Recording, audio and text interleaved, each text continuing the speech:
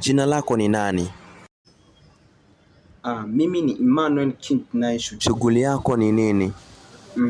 Emmanuel King Naye Shujaa ni msanii wa gospel, ni Star the Future, yani msanii za siku zijayo wa gospel international. Kweli utatoboa?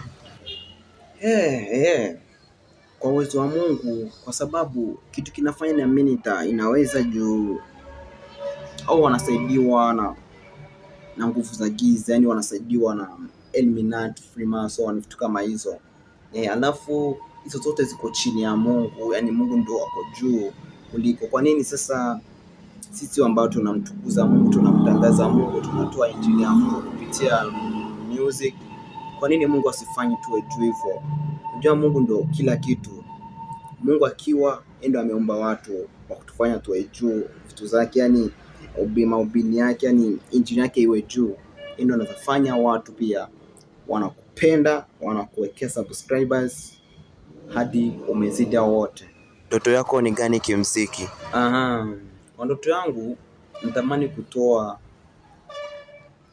any star, yani msanii wote wa gospel ambaye anamtumikia Mungu kwa kweli, yani ako serious, si business pekee. Najua kutoa kwa msanii kuna business na mtandiko mtandaoni, ila unafanya hivyo ila ukimtii Mungu, kama mfano kama Paul Clement,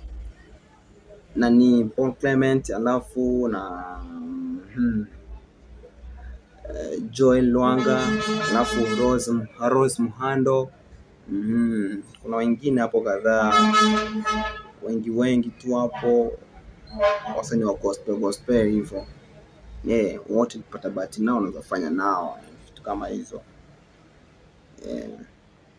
Pia kuna wengine masista wengine huko, madada wengine huko Rwanda huko, na sijui Vestina Dorcas, sijui yao. Neno moja kwa mafans. Kitu nazaambia mafans, watu wananifuata na wataona hii video, nitawaambia tu Mungu akiwa na sisi na wao wakiwa na mimi, wakiniunga mkono, wakinipush, kunisupport, tutafika mbali wa gospel. Hata dunia imefika pabaya, watu watuoni, yani watu msipofu siku hizi. Yani hatutaki stories za injili ama nini, kwa sababu wengi wameharibia hapo katikati wa ubini wa uongo ama vitu nini, ila msupport na waahidi msupport, mimi bado push